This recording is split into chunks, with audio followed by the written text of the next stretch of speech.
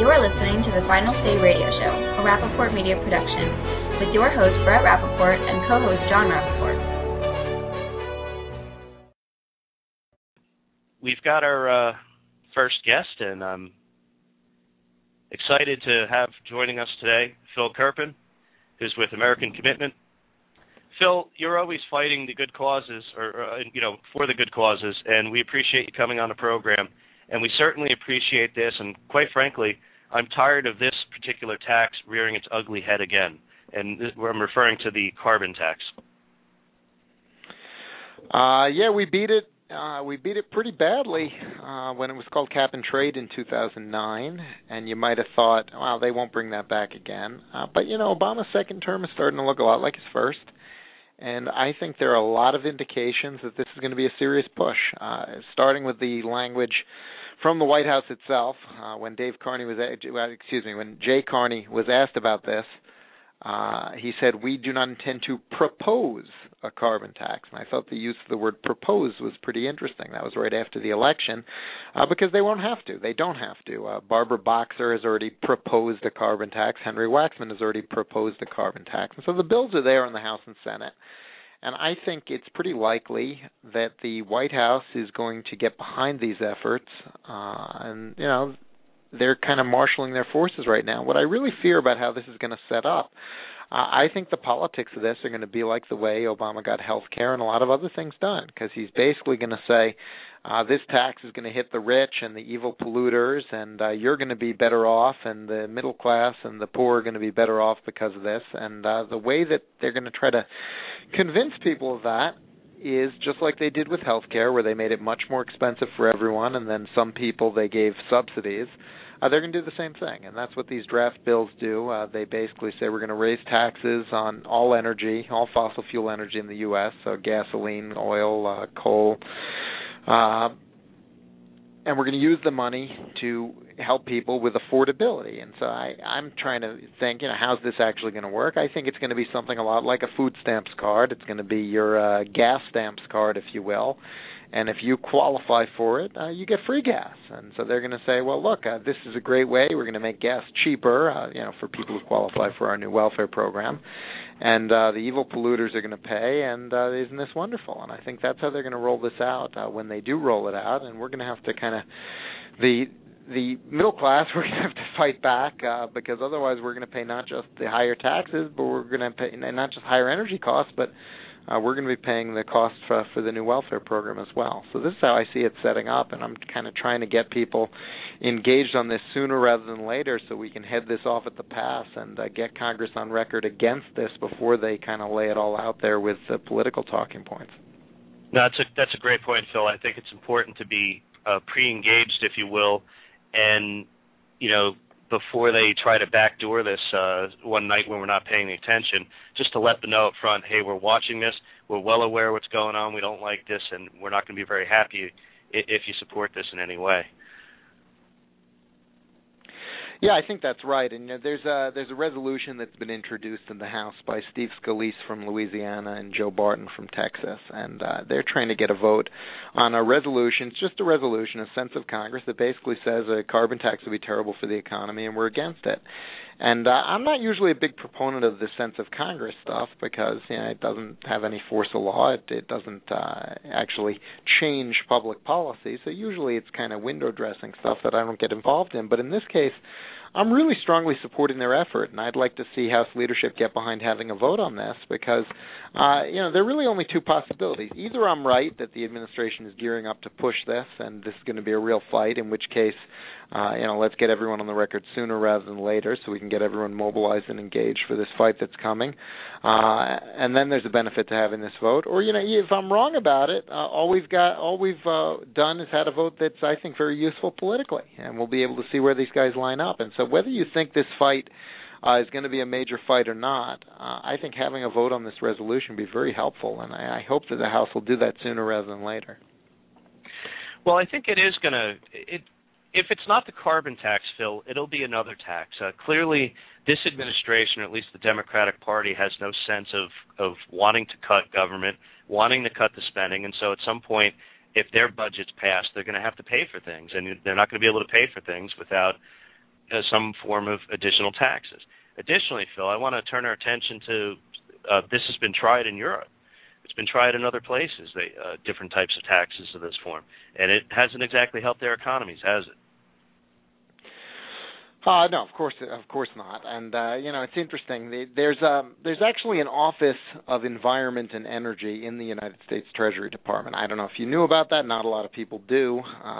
It's telling though, because the Office of Environment and Energy in the Treasury Department is housed inside the Office of International Affairs. And so you got to scratch your head a little bit. Why is the Office of Energy and Environment inside the Office of International Affairs at the Treasury Department? And I think it's because most of this so-called carbon finance policy is really driven by international finance and UN and World Bank and IMF and so on. And I think you look at what Hillary Clinton said at the Copenhagen Climate Conference of the UN. She said that we're going to commit $100 billion a year in international assistance for climate. I think that a lot of this redistributive mechanism, it won't just be to create a new welfare program in the U.S. A lot of it's going to go internationally as well, which I think is one of the reasons they're kind of planning this the way they are, and one of the reasons that so many other countries are already kind of developing these mechanisms because they want to get the U.S. to be part of a global regime of wealth redistribution in the name of climate. And I think that a lot of this is being driven internationally, and frankly, the places that have already done it have not had very good results. You pointed out the European experience. We've actually reduced carbon dioxide emissions, if you care about that, a lot more in the U.S. than they have in Europe, just by developing natural gas resources. So it's interesting. They've actually not had a very good performance since that program's been in effect. And you look at places like Australia, where they've had a lot of businesses shut down just in recent months since their carbon tax came into effect, and South Korea, which I've not looked at a lot, but I'm going to take a look at that because documents that were recently made public by one of Chris Horner's Freedom of Information Act requests from the Treasury Department Office of Environment and Energy show that they look at South Korea as a model, and they told the South Koreans that they're very interested in what's going on there. So there's a lot going on the international front that I think ties in directly to this whole issue. Well, that's absolutely right. Well, the first thing you mentioned, the redistribution, is definitely the agenda. It's been the agenda of the United Nations and a lot of organizations for many years. All you have to do is go to Barnes & Noble and look on the bookshelves there, and you'll see a lot of books with a lot of political thinkers or environmental thinkers talking about these new organizations for the future, and that they're discussing exactly this. In fact, the Obama chief economist who had worked with the UN, his name's slipping my mind at the moment, but he had written numerous books about this, talking about the carbon footprint, the need to redistribute wealth, the fact that we're too populated. And then you look at the other extreme of this issue, and that is that as a user, correct me if I'm wrong, but I believe China now uses more energy than the United States, and whenever they're looking at any of these types of taxes or agendas, China is left out of the equation. And so, again, if you're looking at a competitive standpoint or a standpoint of, well, hey, who's got the most people, it would make sense that if China's not included, then why are we doing this in the first place? Well, look, I mean, I don't think this is about climate, and I don't think it's about the environment. I think it's about the money. Right. And I agree with you. That's really, I think, you look at the budget of the Democrats. I'd say you look at Obama's, but he hasn't done one this year. He's 2 months late. That's illegal, by the way. But you look at the size government that this administration wants to have, you're never going to get there with income taxes. You're never going to get there with income taxes on the rich, no matter how high you raise them. And I think you have to look to the 1930s here for kind of the best model, because Obama sort of styles himself a new FDR. You look at what taxes were in the 1930s, the top income tax rate went up to about 95%. But even when they did that, when they were taking, basically everything, 19 out of $20 that a rich guy makes, they were taking, that only raised about 1/3 of the revenue that they needed for the New Deal era spending programs. About 2/3 of it came from excise taxes, and they taxed everything from gasoline, which of course the carbon tax would tax again, to tires, to movie tickets. There were all these sort of excise taxes that funded all of the New Deal spending. And it was actually, ironically, it was the poor and the middle class that actually paid for all that government, two-thirds of it, through those excise taxes. And I think that for Obama to get where he wants to be in terms of having revenues roughly match, and they're going to keep running deficits forever, but to get it even in the range where you can make it sustainable, to have the level of spending that they want, they need a new tax. It's not, the income tax isn't going to do it, no matter how much they try to raise it on the rich. They need something new and broad-based to get the money flowing in again. And they would love to do a value-added tax or a national sales tax like they have in Europe. I think that's probably a political non-starter. And so you think, what can they actually get away with? What can people potentially go for? And that's what I think makes this carbon tax so politically attractive to them, because they can say, we're going to save the world and save the environment, and it's going to be the dirty polluters that pay, and, we're going to be able to solve the deficit and all these wonderful things. And you're not really going to pay for it, because if you're not rich, we're going to compensate you somehow through whatever mechanism. And so you can kind of see how they can piece the politics of it together in a way that'll get them what they really want, which is a much bigger stream of money coming into the government. Well, that's absolutely right. So if you looked at the tax and the portion that may be shared with the rest of the world, let's equate that to our existing foreign aid. Here we are as a nation. We give many other nations, it could be millions, it could be hundreds of millions, it could be billions of dollars a year in aid for various things. And I have to ask this question: what do we as a nation gain from the aid that we give, or the sharing of monies with other nations? Because it seems every time we ever need something from one of these nations, they either aren't very good friends of ours, or we always get extorted out of having to give them something additionally. So I look at a tax like this, if it's going to be a shared international type of thing, as a non-starter, just for the fact that the United States never benefits from any of these kind of plans. And I know it's a little off. I have no idea. It's just it's hard to imagine any real benefit to the American taxpayer of any international climate finance scheme, and I think that's one reason that it hasn't happened yet. And I think Democrats are pretty smart politically. I don't think the bill, if they do decide they're going to move on a carbon tax bill, I don't think that'll be in it. They'll get to that later on. They just want to get this thing up and running, and they might start very, very small. They might. If you remember 1993, when Al Gore made the last big push for a carbon tax when he was vice president, the final legislation only raised taxes at 5 cents a gallon on gasoline. That was going to be the beginning of their carbon tax, or the BTU tax they called it then. And unfortunately, that went down. That did not pass. But I think they understand that if you start small enough, you can get it through and kind of win the political arguments, and you can always turn the spigots on later on after it's already flowing. And so I think they may start small and modest. They might not have the international features and so forth. But we never even want this thing to get off the ground. No, that I definitely agree with, Phil. I mean, just the argument of the science end of it, I think it would be nice if we could actually prove once and for all what we have our feelings, and we have a lot of conflicting reports and I guess discussion for many years.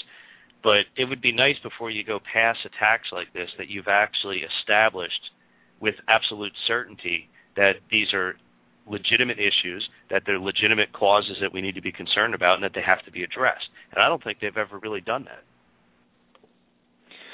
Well, they just proclaimed the science debate over a long time ago, and then they just, that's a whole other thing. I mean, there are people who just specialize in nothing but that. I don't really get involved in that too much, to be honest, because even if all the science were true, and I don't really think it is, but even if it were all true, none of these policies do anything about it. You're telling me paying higher taxes in America is somehow going to affect global carbon dioxide concentrations? It doesn't even pass the laugh test. Even when they had the Kyoto Treaty, I think James Hansen, who's the NASA climate scientist who moonlights as an environmental activist on the taxpayer dime, he said it would be the first of 30 treaties that we would need, 30 Kyoto-sized treaties to make any difference for global climate. So, I mean, we couldn't even get one that actually had buy-in from, a lot of these big countries, China and India and so on. You're telling me you're going to get 30 of those and the whole world's going to play along and you're somehow going to have a verification regime? Because China could tell you they're on board, but how are you going to actually enforce it? I mean, just if you really think that global warming is the end of the world, I mean, you must be like a really, really sad person, because I can't see how anything is going to actually make a difference on that. Well, I agree with you, and I would just point to, we're trying to deal with Iran's nuclear program, and we can't even get inspectors to confirm anything or really on the ground at this point. I mean, so how are we going to do that? Speaking of Iran, this is amazing. This is going to amaze you, because, I was looking through some of the documents. Chris Horner from CEI did a Freedom of Information request on the Department of Treasury's Office of Environment and Energy. Basically, what are you guys doing over there? You planning a carbon tax? He asked them for documents about a carbon tax. And one of the documents that they sent him was a report from the World Bank that recommended following Iran's model of energy taxes, and said this was a great success because they quintupled their taxes on gasoline, and then they used that money for a huge redistribution program, basically a massive welfare program that reached all the way up into the middle class, and that was able to build political support, and that's the model that countries should follow. That's what this World Bank report was advising the United States Treasury Department. Basically, you should have the energy policy of Iran. That's pretty funny, and I know what you're aware of. They did that to try to silence the people during their, little uprising there, and it's a temporary fix, of course. And how anything like that would work in this country and is just astonishing. But I guess it just goes to show that some of these organizations aren't too legitimate, at least in my mind. Well, I mean, I think,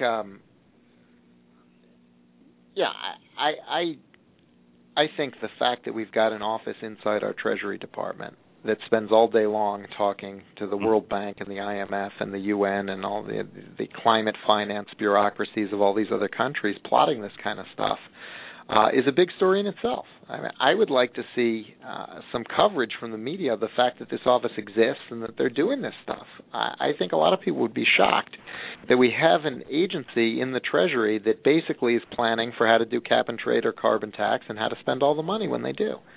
I mean, that's all they exist for. Are you calling for transparency? Yeah, most transparent administration in history, or what is it supposed to be? But we'll see. I mean, Horner's starting to get some emails out of these guys. So they've got 10,000 emails about a carbon tax. I think it's going to be pretty interesting what comes out by the time it's all done. 10,000 emails. Hey, that we just solved our budget problem. Cut that down to 500 emails. We're saved quite a bit of money. Well, I think you could close that office. I mean, I don't think you need an Office of Energy and Environment in the Treasury Department of all places. I agree with that, and I'm sure if we looked into every agency across this government, we could find quite a few offices we can close. Anyway, Phil. Yeah, I mean, I've always said you got to close these things down. I've always said you got to close these things down if you actually want to save any money on spending. You just cut the budgets a couple %. They come back a few years later. That's right. Well, Phil, what's the website our listeners could reach you on? It's AmericanCommitment.org. That's fantastic. Well, Phil, thank you so much for joining us today. Good luck with this effort, and we will certainly, as we speak to congressmen on this program, bring it to their attention as well. Yeah, tell them we want to vote on the Scalise carbon tax resolution. That's the action item. Okay, Scalise Carbon Act. Okay, thank you very much, Phil. Have a All right, great week, have a good one. And we'll see you soon. Bye. All right, bye. And, ladies and gentlemen, that was Phil Kerpen with American Commitment.